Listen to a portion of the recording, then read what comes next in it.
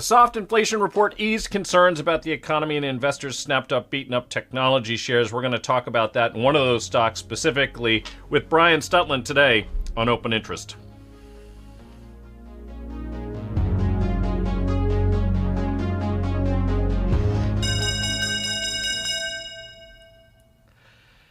Hello, everybody, and welcome. I'm Mike Coe. Welcome to Open Mic. We're going to be joined again, happily, by Brian Stutland today. The Nasdaq gained 1.2%. The S&P added about a half a point, as CPI came in at 2.8% year on year, and that is below the expectations. And we did see a number of notable tech stocks catch a bid off of the back of that. Brian, how are you? Good. How you doing? Thanks for having me on again. Good. Was it a busy day for you guys? It sounded like you were scrambling at the last minute, even just to sign on. Yeah, I was. The market obviously a big rally today.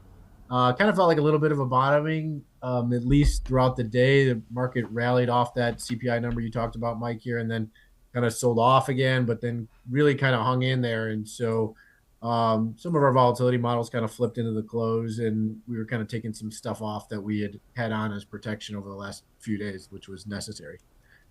So you were sort of pairing your hedges a little bit, or just adjusting them? Would you say you're a little bit longer deltas at the close today than you have been in the days earlier this week? Yeah, we were actually got a little bit longer in the sense of pairing hedges today.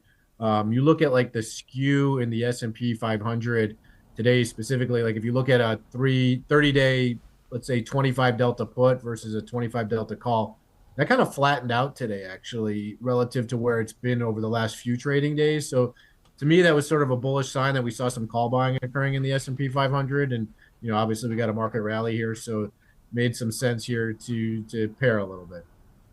Yeah, so for those who are interested, on my screen right now, I've got a multi-year chart of CPI. Now, a quick point, that I would just make about this, and that is that the CPI data isn't necessarily what the Fed likes to use as their preferred measure.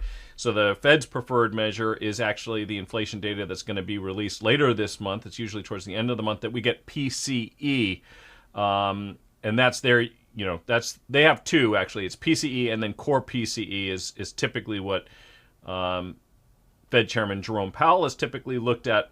But this is still a positive sign, and this is definitely something that consumers look at. And it is fairly clear that stressed out consumers, if they start to see inflation, whether it's a published number or just what they see at the grocery store rising too much, that it's going to be, obviously not great for consumer sentiment. Now, one quick thing before we get to, and actually this is on that sentiment issue. So on our earlier show, I had unusual whales up, and I wanted to actually show the sentiment, and I didn't. And the reason I didn't was because that sentiment was not actually on my screen. And the reason it was not on my screen is because there's actually a feature up here called widgets, and I had somehow accidentally shut that off. So my apologies to people who were watching the last couple of live streams and were wondering why I was trying to bring up this number right here. And this goes exactly to what Brian was just talking about. Now, the unusual whales market sentiment gauge is actually capturing more than just volatility. It's also taking a look at some other technical indicators like market breadth.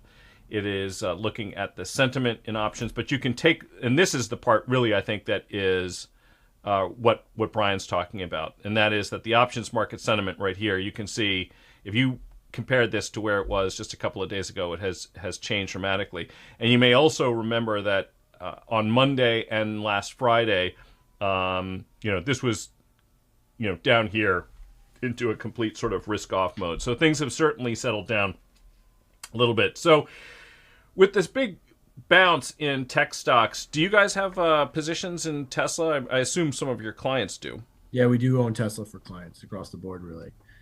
Kind of really almost in every model to some degree. Some models have it a little bit higher weight than others. Obviously, the more risk somebody wants to put on, the higher we, kind of have it. It sits, in our AI, artificial intelligence play on names, models specifically. But, obviously this is a stock that's just been flying around the last couple months to say the least. So it was interesting to see, just looking up the screen. What was that? Up 7.5%. It closed on the day. So quite a bit of a rally here the last couple of trading days for Tesla. Yeah, yeah. So this is one of the ones I wanted to talk about because actually this came up on Fast Money. Was I on Fast Money the full? I guess yesterday I was on for the full hour, I think, on Fast, and this came up, and they had asked me, oh, can you come up with a bearish way to trade Tesla or a way to hedge it? And what I came up with was a zero cost 1x2 put spread because I felt like we were closer to the bottom than we were to the top. So I have a chart of Tesla up. Just a couple things I wanted to touch on. So first of all, what is a 1x2 put spread, and how do you think about 1x2 put spreads, Brian? I mean, I saw you nod when I mentioned that, which suggests that you must have sort of shared my point of view. I think Bonawyn Eisen also, who was on, he also said, yeah, maybe it's time to actually to buy this thing. And the other thing I would say is that we saw some relative strength in Tesla. So this thing was down more than 50%. And then, even as the market continued to weaken, Tesla actually started to catch a bid and traded higher, even as the broad market was going lower. Which, to me, I do like to look at things like relative strength just when I'm trying to see where a stock might try to find its footing. Well, I think, the 1x2 put spreads are interesting trades when volatility is very high.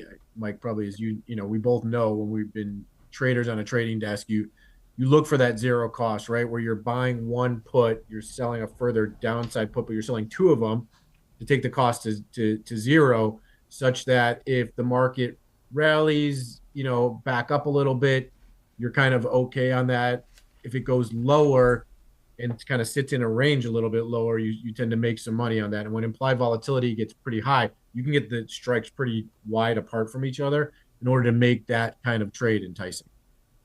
Yeah, I actually just pulled it up. It's on my screen right now. The one that I was looking at, I think, was the April 225 195. That was trading for pretty close to even when I looked at it yesterday. It's still trading pretty close to even now.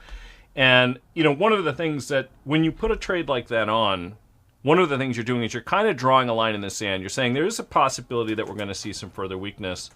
But when you sell two puts for every one that you buy, what you're doing is you're saying, I'm willing to get long the stock at a lower level. What is that lower level? Well, if you put on a 1x2 for even, in this case the 225 195, which is $30 wide, the downside break even, where you're effectively going to be getting long the stock, is $30 below the short strike. So that's going to be $165. And as it happens, when I was looking at the chart, that seemed like, I'm going to see if I can pull this up on my screen here. We can switch back to... Yeah, and as you pull that up, Mike, I would probably beg the question to ask to you is, do you like doing that against a position where your long stock is a somewhat hedged, such that the long put kind of stops you out down to the short strike, and then you're willing to get kind of doubly long down there, or you put this on as an out and outright sort of trade?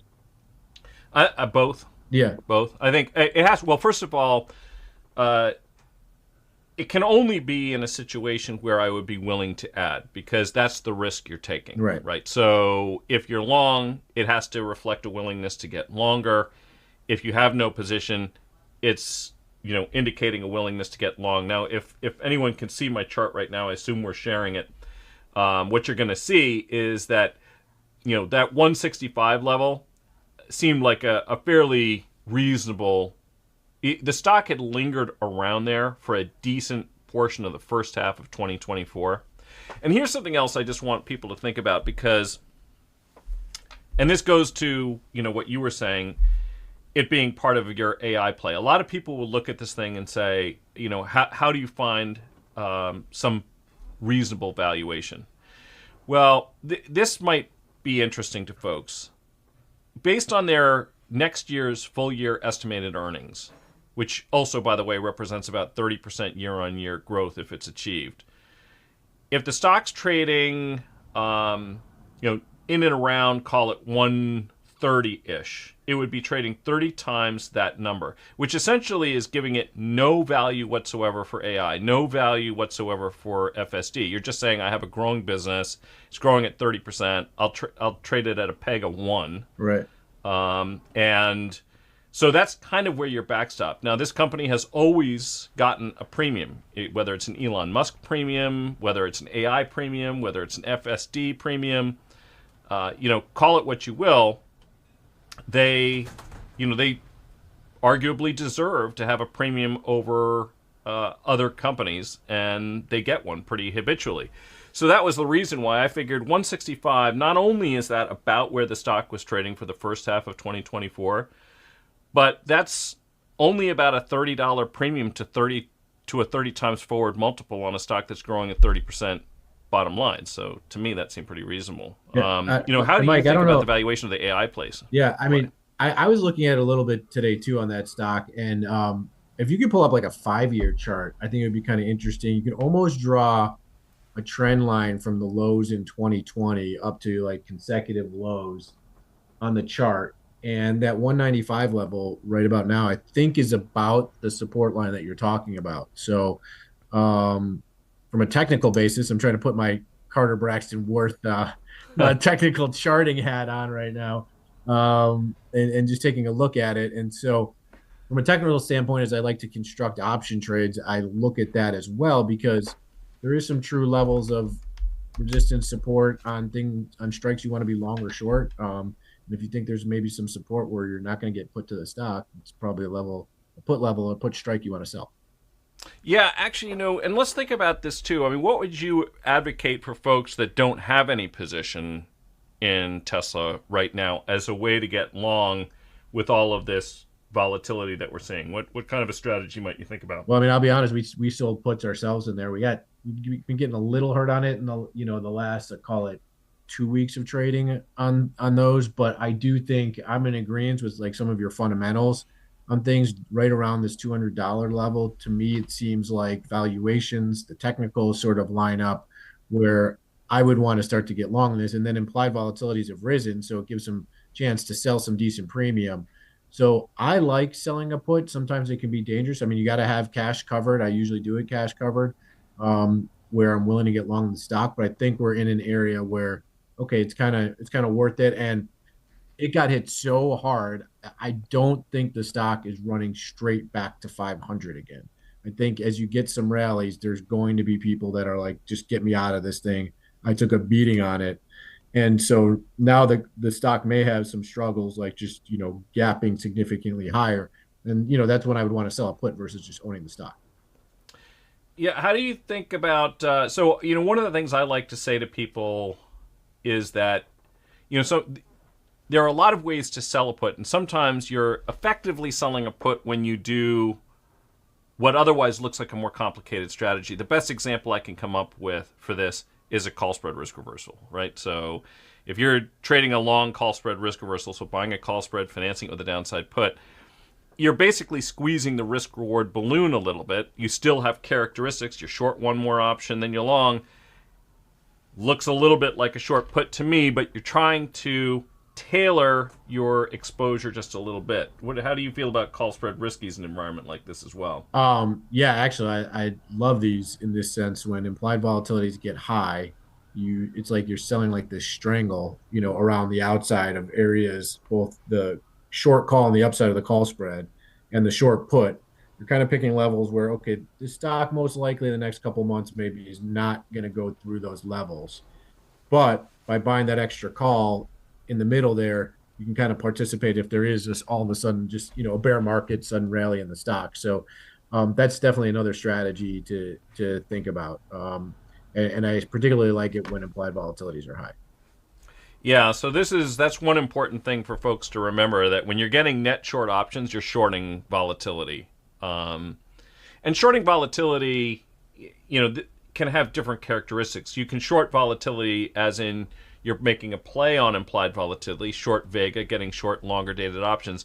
Shorting vol can also be meaning I'm just getting short gamma and trying to make a bit of a theta play. I don't necessarily recommend that too frequently for people who are new to options, but I was just taking a look. For example, the June 200, 250, 300 is pretty close to even money right now. So effectively, you buy a call spread, you're getting the first 20% of upside from here, and you're missing the first 20% of downside. The trade-off, of course, being that you only get the first 20% of upside. That's the first trade-off. And the second trade-off being that, these types of trades don't monetize completely straight away, right? So what's the way you like to... And you just pointed to one of the reasons why you might be more inclined to do this trade right now, which is implied volatility is higher. Maybe you can speak to that a little bit, how the impact of changes in implied volatility might impact your thinking on a trade like this. Yeah, I mean, we kind of did this as we sort of as I mentioned, took off some hedges, initiated some positions. One thing that what you do is when you sell that downside put at a high implied volatility is sometimes if you get a little bit of a rebound in the market and then the market goes back down, the put is actually lower in value because at some point they stop taking implied volatility up and just decay keeps coming out of that option premium. And so this might be an opportunity where that kind of occurs, where, people the institutional traders out there do the Warren Buffett trade of 2008, which was, granted, he was selling downside puts on the market in long dated options, but basically picking spots where you don't think the stock is going to go below, where you think implied volatility is pretty high. And sometimes you just make money by the stock going nowhere, or the put really just doesn't go up in value when the market keeps going down. So it's kind of a safe way to put new cash to work, so to speak. Cash to work meaning I keep cash set aside in case I get put to the stock, but I get some level of participation, like you mentioned here on the long call spread.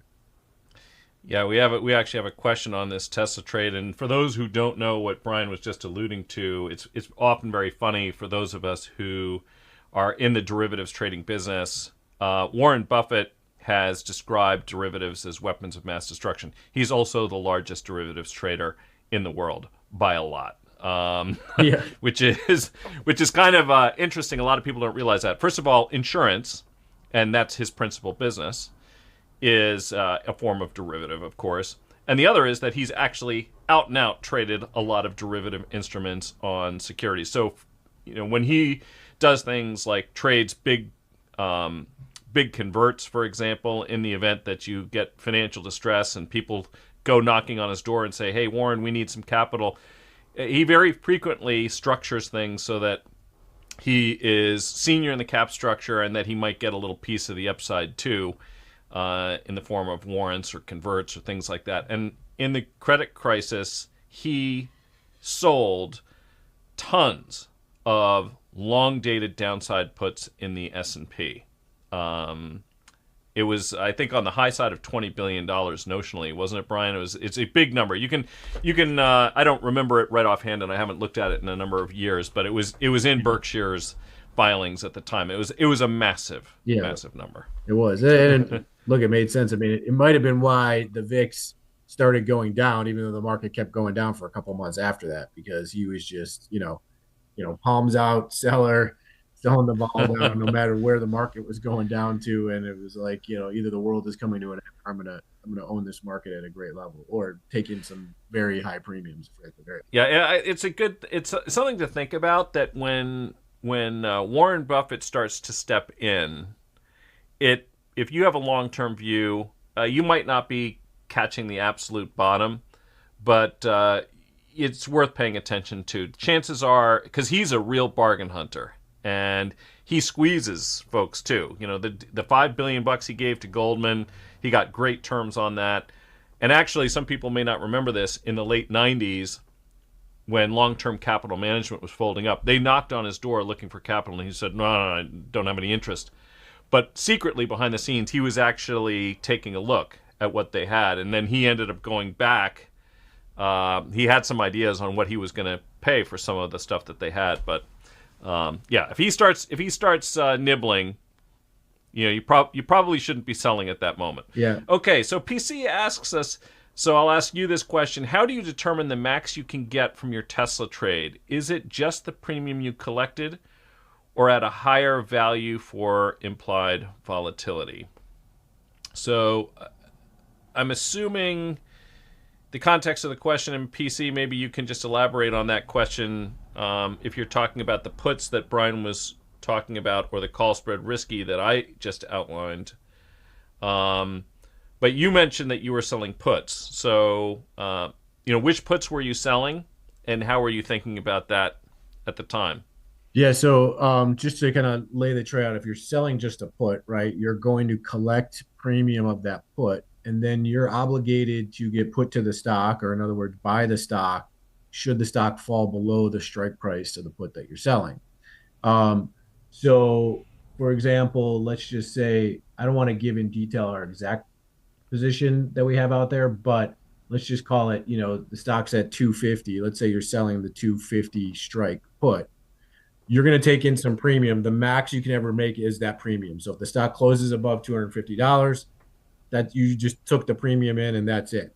It doesn't matter where it goes to. Now, everybody says, oh, taking premium, taking income, what's the risk? The risk is the stock goes below 250 like it is right now, just looking up at my screens. And you now have to buy the stock at 250, subtract out the premium that you got to collect, and that's really your break even, and then your risk is below that. But the call spread risk reversal kind of trade, the max you can actually make is you're going to pay money now for a call spread. That's going to reduce the premium you took in from the put that you sold. But the max you can now make is in between the call spread strike. So the long call that was bought to the point of the strike price of the short call that was sold. So typically these kind of risk reversals have way more upside potential than just the premium of stock. Yeah, I think. Yeah. Oh, okay. Oh, so I guess. Oh, he was asking about the 1x2 put spread. Okay, so that was.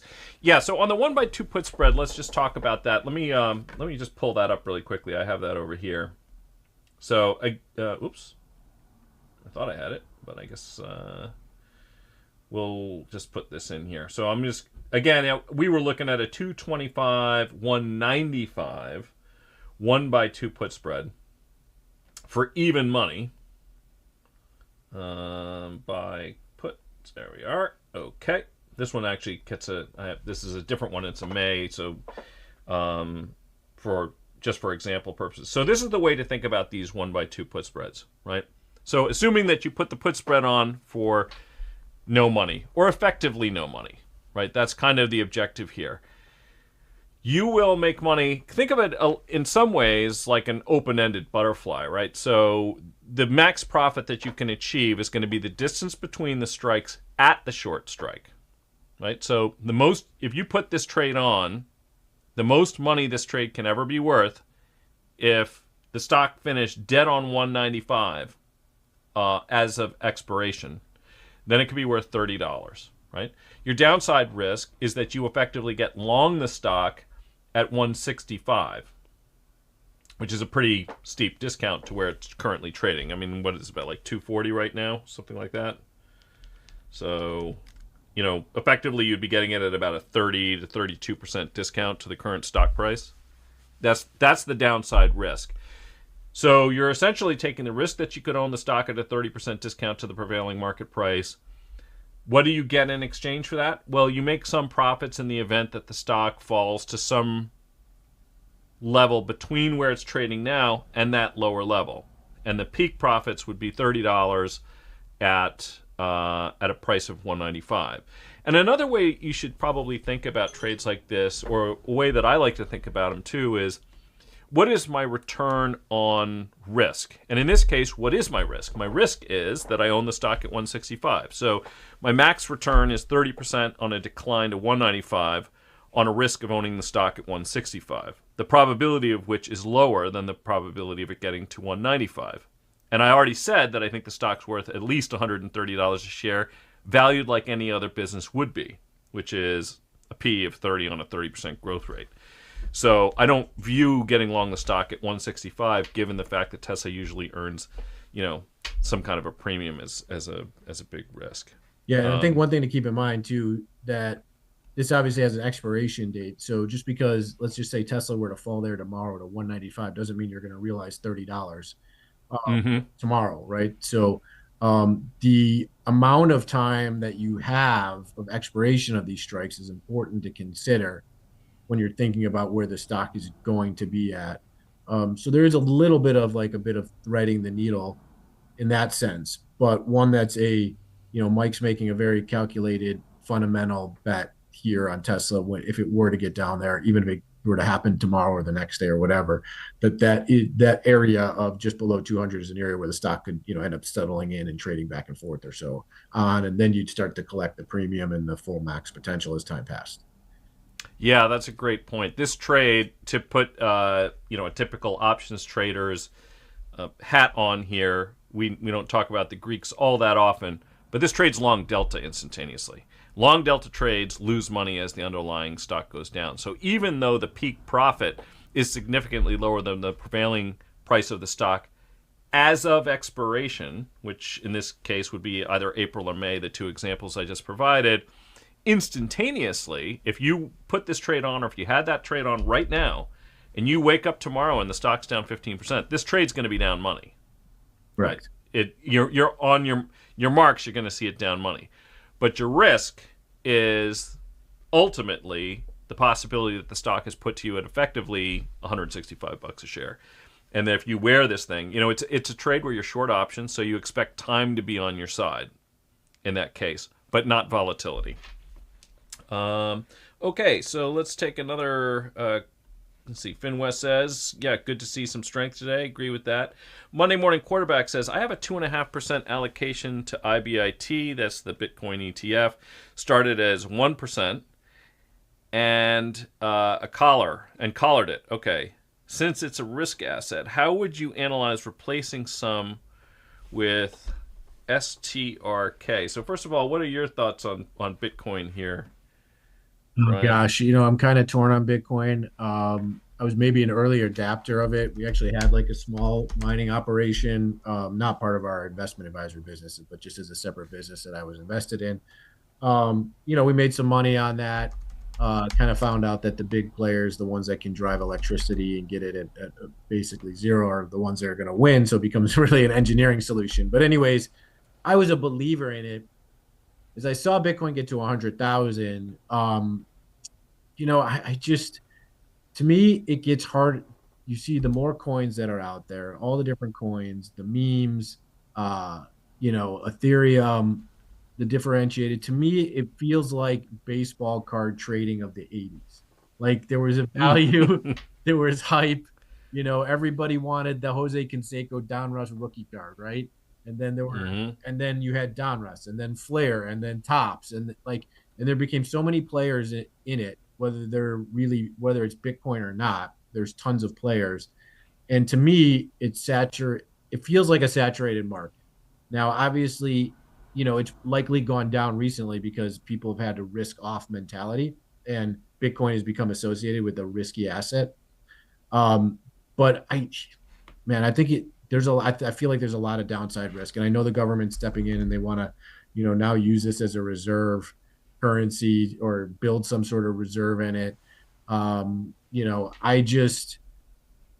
If you're looking for electronic transactions and whatnot, now you have Venmo, you have PayPal, you have Zelle. Like there's just so much out there to move money around electronically. I don't know what the nuance or the love for Bitcoin is. I get it. There's less Bitcoins being made, but you can still go transact however you want to send money to somebody somewhere else. And you can do it for cheaper, by the way, because there's a VIG every time you transact in Bitcoin. I don't know. I'm less of a believer in it than I was maybe, call it, 3 years ago. So, people who follow me will know that within the crypto space, I have advocated Bitcoin above others for some time. In fact, actually, Bitcoin helped. This is one of the things. So they have this this acronym challenge every year on Fast Money, Brian. I don't know if you're familiar, where they'll ask contributors, okay, what are your best ideas for the year? And last year for 2024, my acronym was BRAVE, and the B was for Bitcoin. And my acronym this year is RISING, and the I, the first I, there's two of them, obviously, in RISING, and people who watch this live stream will know, was for IBIT, which is the ETF that tracks Bitcoin. And actually what I was trying to do with this year's acronym was make it all a little bit easier to follow, so, the ticker actually corresponded to something that traded like an equity. My thinking is that it has a lot of favorable characteristics in terms of a mechanism to be used as a store of value. And as my colleague Mark Guthner, Professor Mark Guthner now at Rutgers, likes to say, the thing about Bitcoin is it didn't commit the original sin where, people invent a new coin and they give themselves a whole bunch of it, and if anybody adopts it, then they're instantly wealthy. Yeah. Which is, I will say that, so with respect to STRK, which I believe you're referring to the STRKnet coin, I don't. My only crypto play is Bitcoin, and I think an allocation to it makes sense. I don't know if I shared this with you, Brian, but one of the things I noticed was that if last year, and I was actually pointing out not so much Bitcoin, but I was looking at the MicroStrategy converts, the convertible bonds that Michael Saylor offered. And I was just talking about how I thought that was a very creative approach because, fixed income managers don't have access to really great instruments that they can invest in as a hedge against inflation, if that's what they're concerned about. And the converts, of course, if you're a fixed income manager, you can buy bonds, convertible bonds. So you bought those. If you had made a 1% allocation, you'd have outperformed the sector, if you were a high yield manager, for example, by about 200 basis points, assuming that the rest of your portfolio essentially was matching the index. Right. So there's, you want to, if you're going to play in the space, choose best of breed. You need it for liquidity, if nothing else, as far as I'm concerned. So we have diverging points of view on this, and I think that's good because people need to hear both sides of it. Well, I guess my one take is why Bitcoin over gold, for example. I get it. You're not going to carry a bar of gold in your house. Some people do. Some do. Yeah, some people do. It's clunkier. It's hard to move around, but why not that over Bitcoin, where a digital currency can kind of be replicated many times over, whereas a bar of gold, like, there's only a such thing. Well, it's actually interesting. So in the case of Bitcoin, there's actually a fixed quantity. In gold's case, there's an estimated quantity, and there's a little bit more of it each year. There's a finite quantity ultimately. We don't know exactly how much that is. In Bitcoin's case, we do, right? So the number of Bitcoins that can ever be mined is finite. And the other thing is that, at least until quantum computing comes in, the distributed ledger offers transparency and trust that it's difficult to achieve elsewhere. For example, if somebody handed you a 10-kilo brick of gold, how would you know for sure that it really was?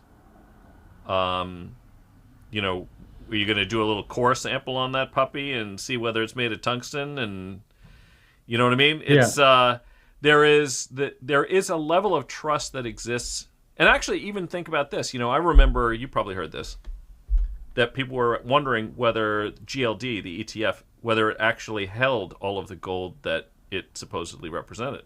Who is verifying this? We've got people now, conspiracy theorists, babbling about whether or not the gold that's supposedly in Fort Knox really is there.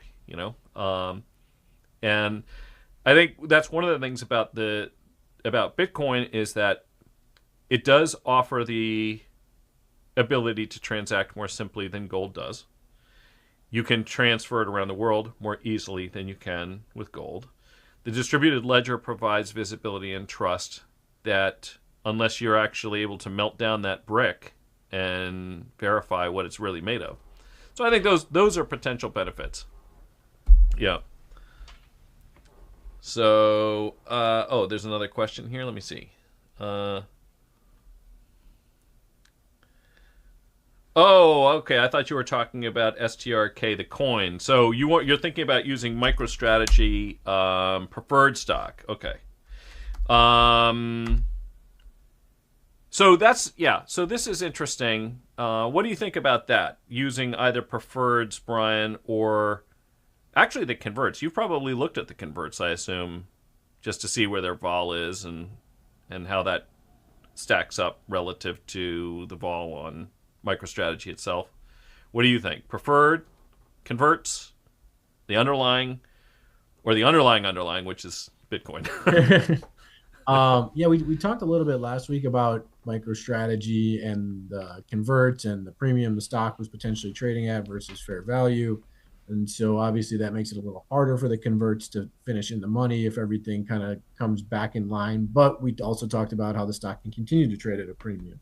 I think the converts are actually a pretty interesting play now that the stock has come down to this level. If there were convertible strikes that, would represent maybe lower, where that upside was there. Because like you said, look, if I was a bond manager, the potential to added yield very quickly with very little risk, or very little capital outlay is there.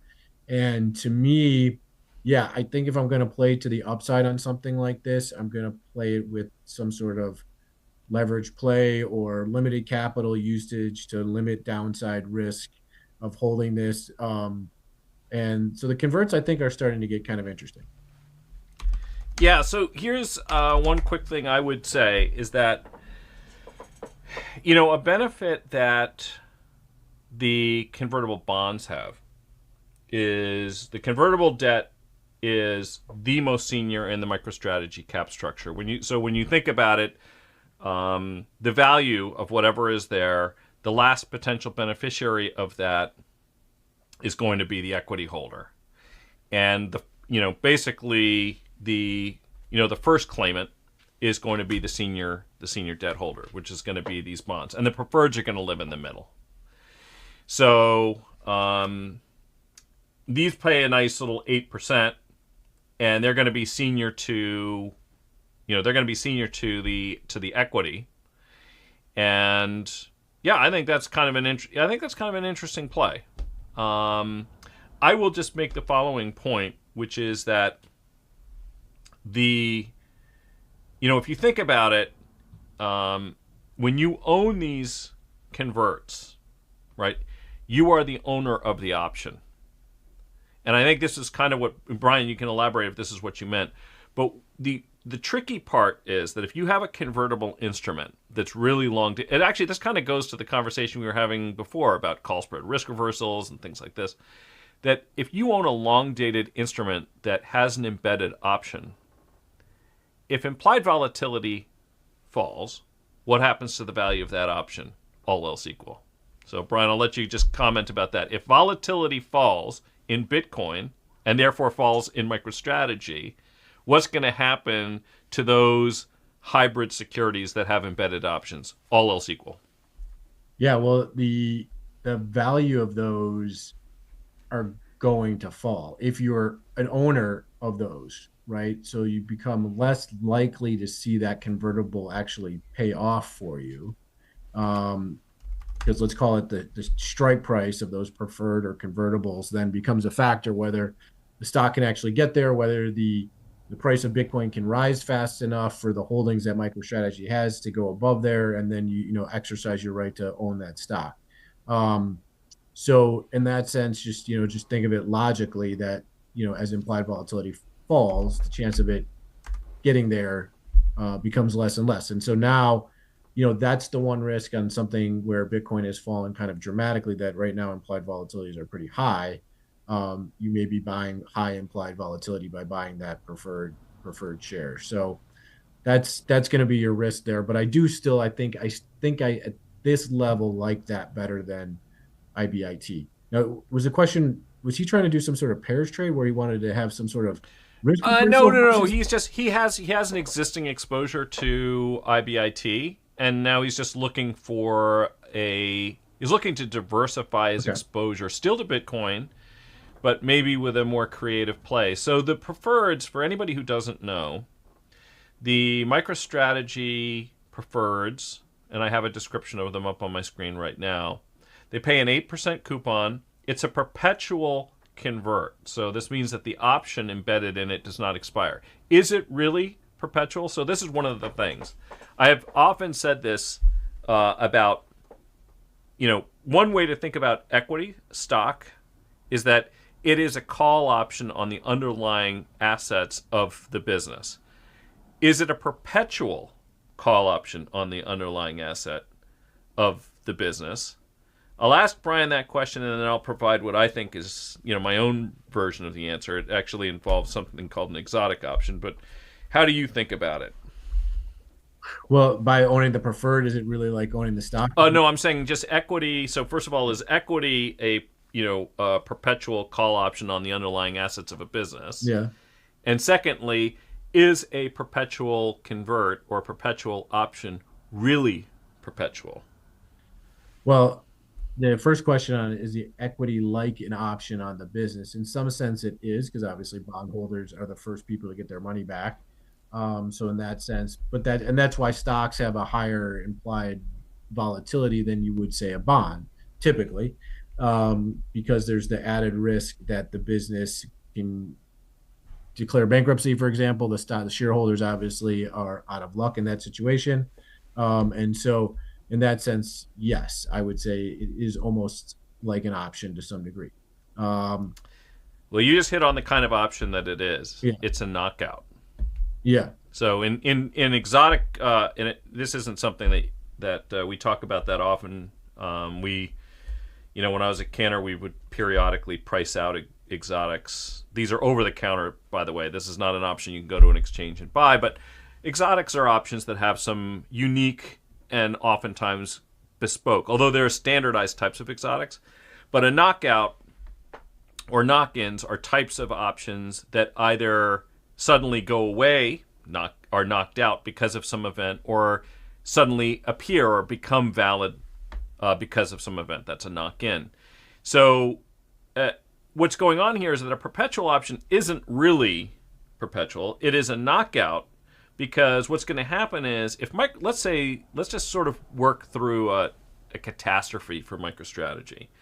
If something really disastrous happened to MicroStrategy, such that they did file for bankruptcy, what is the usual outcome in a bankruptcy circumstance? And that is that the debt holders, assuming that whether you liquidate it or you do something else, usually the debt holders end up with it and the equity holders end up with little or nothing.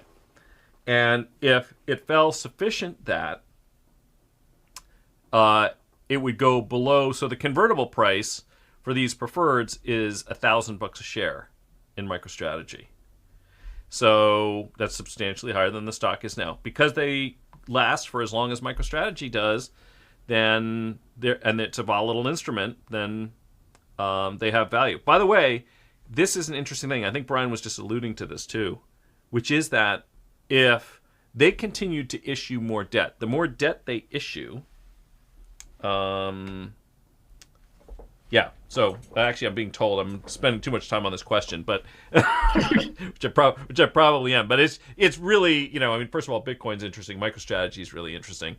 I would say, personally, I think that you might want to think about taking a look at some of the converts because you'd be senior in the cap structure, but this is senior in the cap structure to the equity too, so I don't have an issue with it. And these things are all relatively efficiently priced, and the reason is because people like Brian and people like me, when I used to do more stat vol arb, we would trade these things against each other and kind of keep the prices relatively in line. So you're not going to get your face ripped off pricing wise usually in something that's traded as heavily as these instruments are. And so, by the way, I'll leave the subject at this. It has about a 95% correlation to Bitcoin. I just looked it up on my Bloomberg over here, but the beta actually looks like it's like less than a half. So you get less volatility to Bitcoin by owning the preferred. So if you kind of want and you get a coupon.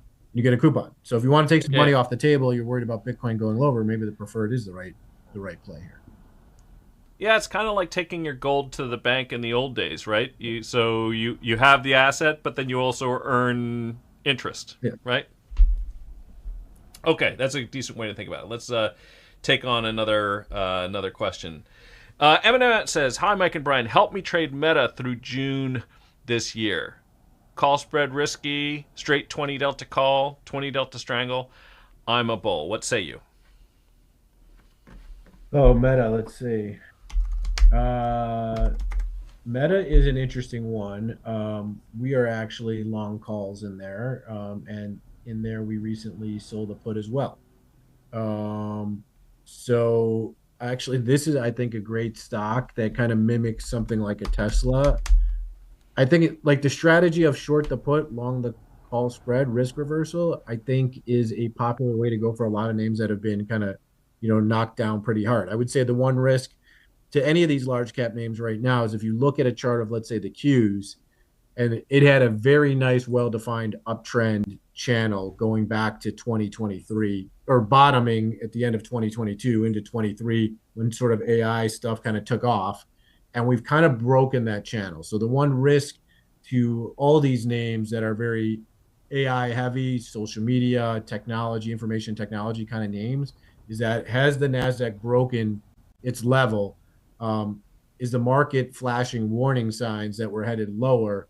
And then some of these, sell put call spread risk reversals might be in a little bit of trouble.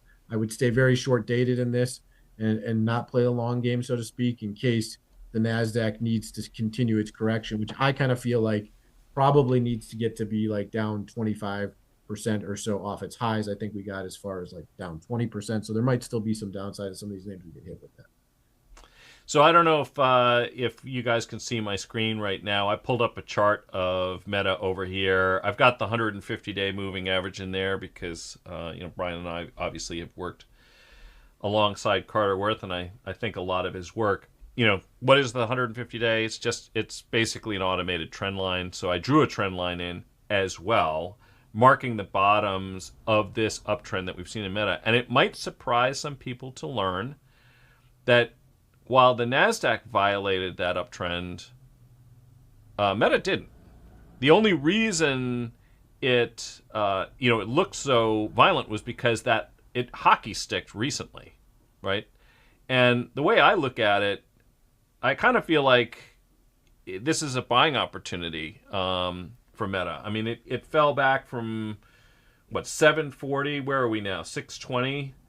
So, because the fundamentals here, to me, I think they remain pretty much intact. This is not... Understand that there are a lot of businesses that are trading on hopes and dreams, and many of them are deserved. But Meta's not trading on hopes and dreams. This thing is a cash-generating monster. And when it isn't, it's usually because Mark and the gang have decided they're going to allocate a whole bunch of money to some project. And sometimes those projects are ill-conceived. Like, they overspent on the metaverse. We saw that. But we also saw that he doesn't like losing tons of money. He's buying Fed chips and stuff like this. Yes. So when the stock gets hit and the street kind of says, hey, we don't like this, they pivot. And look what happened. I mean, they pulled back on that, and all of a sudden it just started churning out cash again. They're investing a lot in AI, but I kind of think you need to. Yeah, I do think so. To me, yeah, I do think it's interesting that it's kind of held the trend line. Like I talked about, the NASDAQ kind of broke it. Meta being, relative strength is interesting.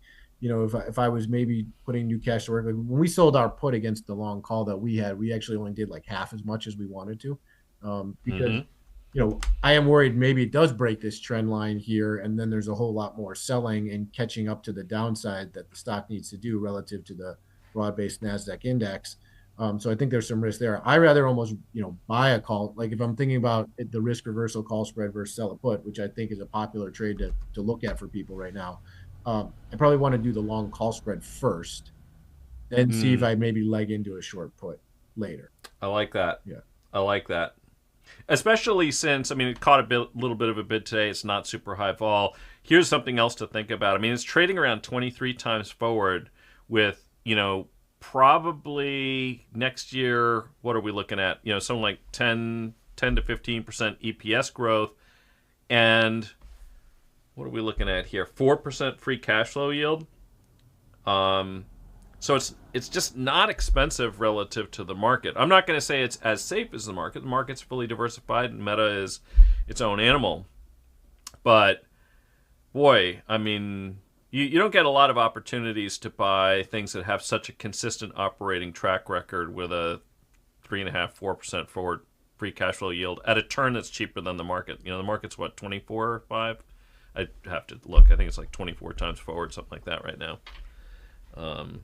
Based on today's little bump. Let's see what else we got here. So, all right. So we just went through Meta. We've talked a little bit about Tesla already, which I think is pretty... Oh, what's going on with Pfizer? Michael Anthony says, what's going on with Pfizer? New drugs, beating on revs and earnings last few quarters, raised the dividend to 43 cents. And think raised outlook. I can't speak to the outlook. I can actually just take a look and see what's going on here, whether the streets view. Do you hold any Pfizer? We do not, actually. To me, that's a stock that's kind of been a little bit of a dog. Obviously, a huge boost from the whole COVID vaccine time frame, and it seems to never kind of get stuck in the mud. Here's the one thing I will say about healthcare and the sector in general, and I kind of liken Pfizer to that big large cap pharmaceutical area, is that I think some of the rhetoric around United Healthcare and the insurers to what Trump wants to do with cost cutting, granted that's the government, but also concern for the middle America, right? Middle class, is insurance is really the big one that's just been the huge inflation producer. To me, that's not as significant as a calculation in the CPI numbers. You led the show off talking about the CPI, and those numbers beat today. But the question is, I feel like medical costs need to be a bigger, broad consideration of what the CPI is really made of, in terms of real inflation to middle America. And I think maybe in the back half of Trump's term, I'm worried a little bit that they're going to start to come after some of the healthcare and try and really cramp down costs so that they can prove their deflationary aspect to things, and try and, I'm not going to say, look, Republicans are all based on, free markets. I'm not saying they're going to put a cap on things, but I think they're going to start looking more and more closely as to what are people getting charged for? Are they overpaying? And these big pharmaceuticals could be, in trouble to some degree. And I've kind of stayed away from them a little bit.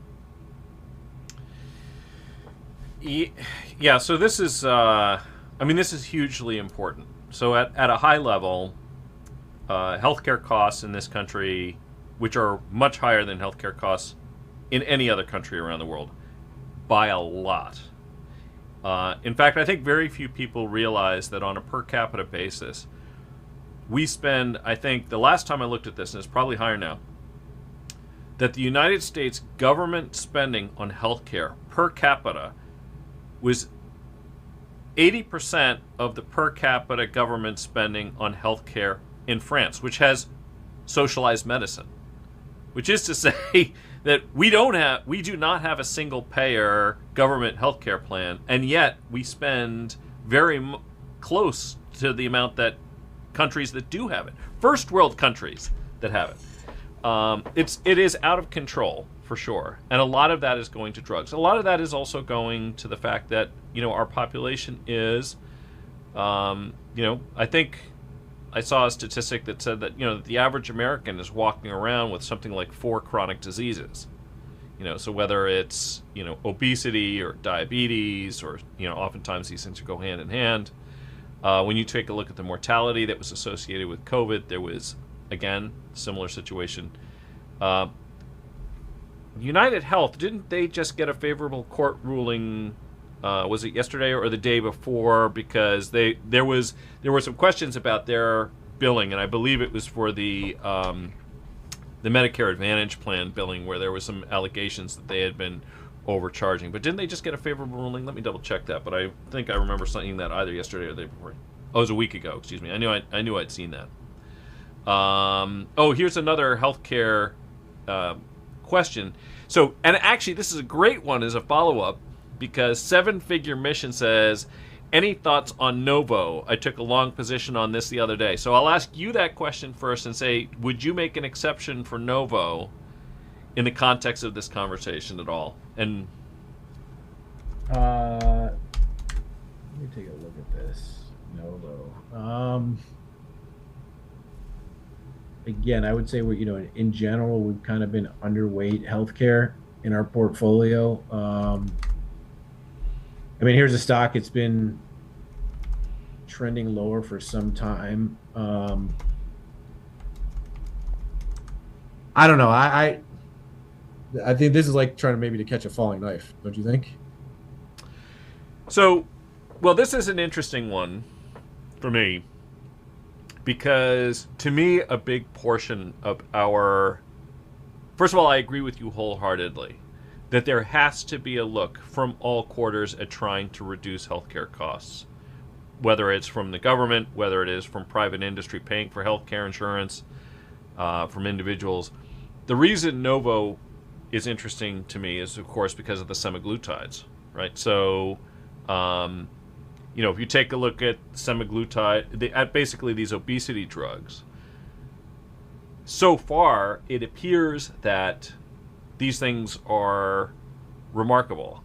I know people who have taken them, and so do you, actually. Dan Nathan is yeah. No, I mean, I'm not saying it. I'm not saying anything that he has not admitted. Yeah. Himself on air, yeah. Right? So, and I don't see him that regularly because I'm on the West Coast and he's on the East Coast. But I did see him. We actually had brunch on one of my last trips to New York, and I couldn't believe it. I looked at him and I said, "You are very literally a changed man from this." And he told me that a lot of the issues that he had faced were going away. Now, if we think about this in terms of chronic disease, I often like to joke that our healthcare costs are a big problem, like largely because people have gotten too big. So, and these things from Novo, and arguably better from Lilly, Mounjaro I think is Lilly's drug, right? So, are a big part of that. I thought my biggest issue with Lilly was that, kind of like with the vaccine thing, is it going to last? I don't know. Are they going to, it's only once you really start administering these drugs at scale that you really start to learn whether there are some drawbacks. Yeah. And I think that's a material risk. Yeah. You can't ignore it. I agree.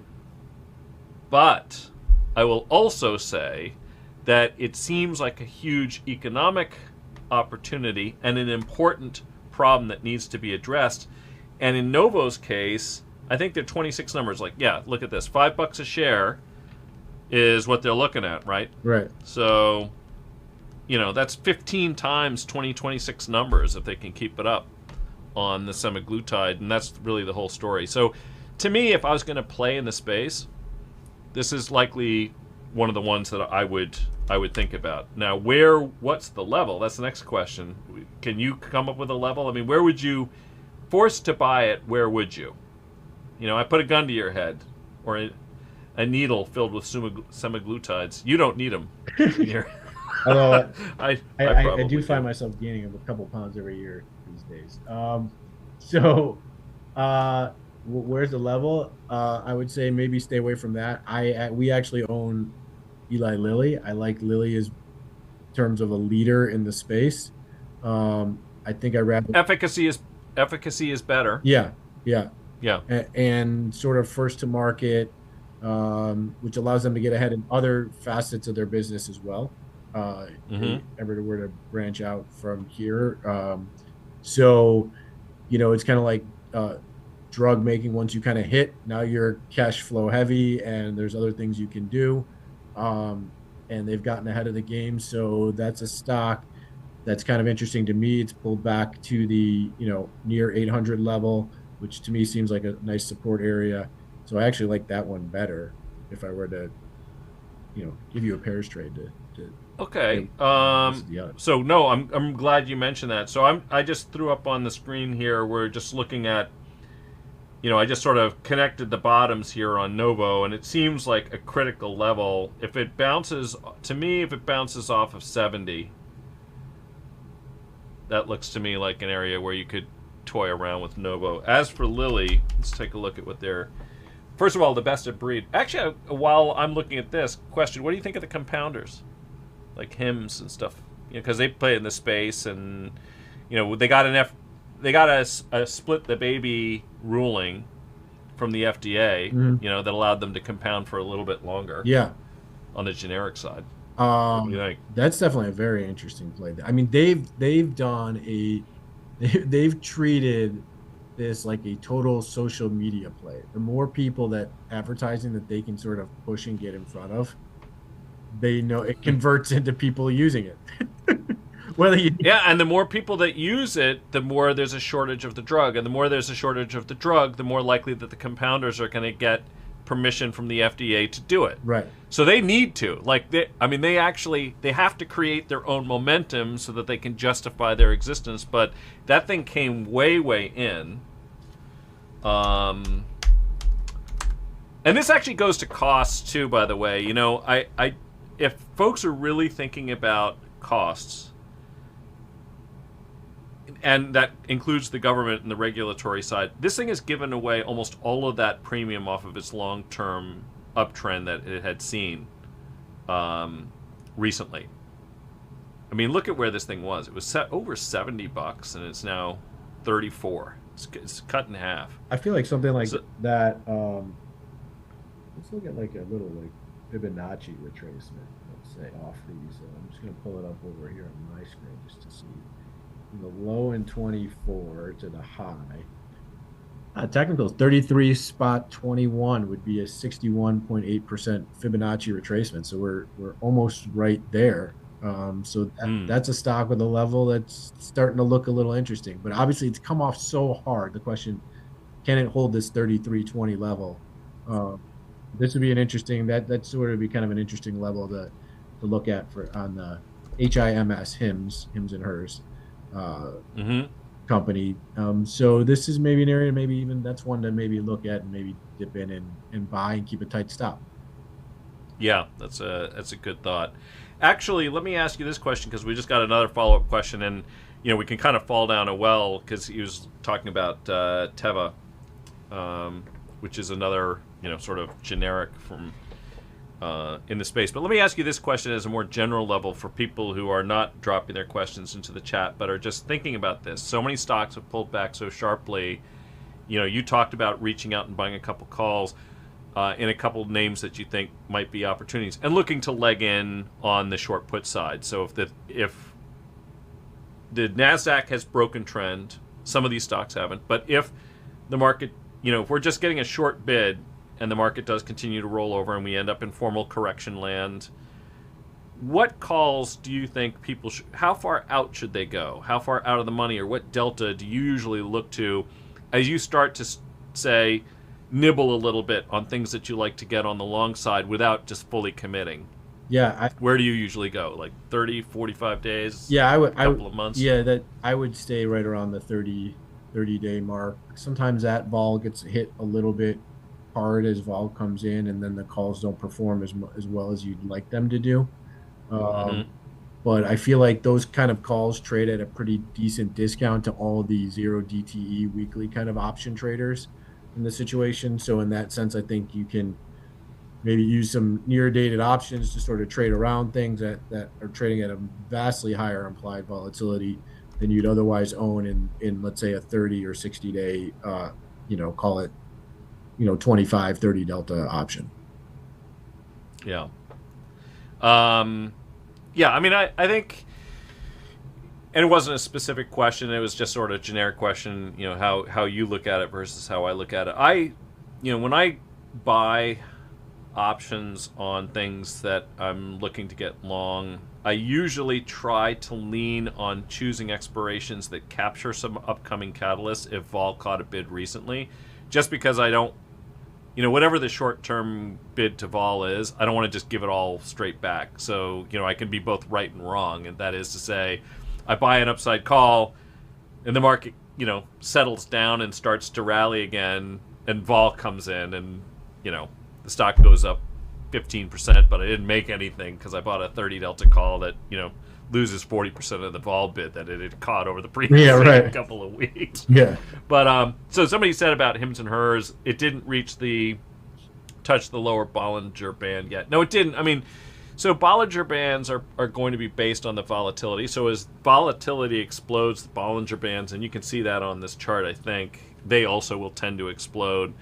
The way I think about technical indicators, because most people who have listened to me probably know this, the first thing I think about is usually, fundamentals. The second thing I think about is volatility. And the third thing I think about are technicals. And this is because I didn't start as a technical analyst. So to me, it's trying to assemble all the little tiles in the mosaic and get enough of them put together that I kind of get a sense of what the picture looks like. How do you look at things like Bollinger Bands? I don't look at them that often, to be honest, myself. I do look at them a little bit when it comes to the VIX and how volatile the VIX is. I know last week we talked about the volatility of VIX relative to the volatility of the S&P. I do notice that when the VIX sort of hits like the 2 standard deviation downside Bollinger Band, usually gets a little bit over exaggerated on the downside. Now, volatility can explode to the upside, and sometimes you don't know where the merry-go-round is going to stop. But on a downward Bollinger Band, that does sort of act as a support. And the Bollinger Bands are good for mean reverting products like the VIX. For stocks that are supposed to be appreciating assets over time, supposedly, I don't necessarily think that Bollinger Bands provide as much information as you would want them to do. I just pulled up the Bollinger Bands on the VIX. I had not done that, admittedly, myself before. That's actually pretty remarkable. This is 2 standard EVs I have up right now. Yeah. And, wow, that looks pretty good. Yeah, every time it touches the bottom one, right? Yeah. I mean, look, this is why we like to get more voices in. You learn something new every day. And I honest to God, it might seem really strange, having been a vol trader and all the rest of it. I never looked at Bollinger Bands much, so I didn't look at Bollinger Bands on VIX or anything else for that matter. But take a look at that. I mean, anybody's looking at my screen right now, you tell me whether you think that that's good or not. I mean, looks pretty self-evident. Is anybody going to look at the VIX the same way again after hearing that from Brian just now? Probably not. Yeah, every time I'm not going to. I'm going to throw the Bollinger Bands on it. Everybody's going to hit the lower Bollinger Band. Everybody's going to be buying VIX futures. So Michael Anthony says, which companies have you been buying in the last week in this correction? So we just touched on Tesla and Meta. I pointed out that I think 70 is a sort of key level in Novo potentially, although I know you prefer Lilly. What other names have you been looking at this week or the last, call it week and a half? I think if I want to make a conservative play, I kind of I know we talked about earlier in the show, Berkshire Hathaway. I thought the earnings that they just recently had were pretty good. And I say this as like a conservative play. There has to be a reason why he's raising so much cash lately, which is somewhat of a bearish take on the market. So you can kind of be bullish because obviously he's going to be long at assets all over the place that's going to participate in a rally. But he's obviously looking to take a little bit off the table in some sort of rebalance fashion that he is raising cash. So I think that's actually, one to look at as like a large cap value play if I want to be more conservative about the market while there is this heightened level of volatility. Again, the tech names, I'm not ready to go. Obviously, we have a fund, it's long NASDAQ 100 and long volatility. So I'm not going to, I'm long-term bullish on technology, but, we're in some shaky ground. So those are more areas where I'm looking to maybe take some profit and sell rallies and look to get it at better levels until we get to above some higher levels here in the NASDAQ. Yeah, so if we're just taking a look at this, I mean, the interesting thing about Berkshire, right? I mean, this thing is over 40% cash at this point. You know, if you buy a share of Berkshire, basically what you're doing is you're buying over 40 cents of every dollar you spend on a Berkshire share of stock is in cash. And you might say to yourself, well, why do I want to do that? I can keep cash in my own account. Well, one of the reasons you might do that is because Berkshire has done a pretty good job over many, many years of deploying cash. And so what you're doing is you're essentially saying to yourself, okay, things are getting shaky, and I want a smart long-term investor deploying cash into a weak market. Yeah. You could choose worse right. than the gang over at Berkshire. Yeah. So I like that a lot. And as this thing, it's interesting. It's not a play where you can use options that much. It doesn't have much volatility. Berkshire is lower vol than equities are generally because it's well diversified. It's a huge cash flow generator by virtue of their insurance businesses. And of course, there's a lot of cash. If you buy the S&P, you're not buying 45 cents of cash for every dollar you spend. Yeah. So that's a good place to. Yeah, I think that is. We've taken up more than an hour of everybody's valuable time, and I really appreciate Brian's time being here, and hopefully he's going to be joining us regularly. I actually have spoken to some of our other former colleagues, and hopefully they will be joining us. Jim Urio is going to be coming on this thing soon. And actually, we'll try to get Carter on here too. I know he's doing a lot of stuff, but we'll get them in here too. So thank you, Brian, as always. Thank all of you guys who tuned in to watch. And be sure to join us again. We're going to be speaking with Professor Guthner on Friday at 2. And then we're going to be back next Monday and Wednesday at the same hour. And hopefully Brian will be able to join us for one or both of those two. Thanks for watching. All right. Thanks, Mike. Thanks for having me on. Cheers.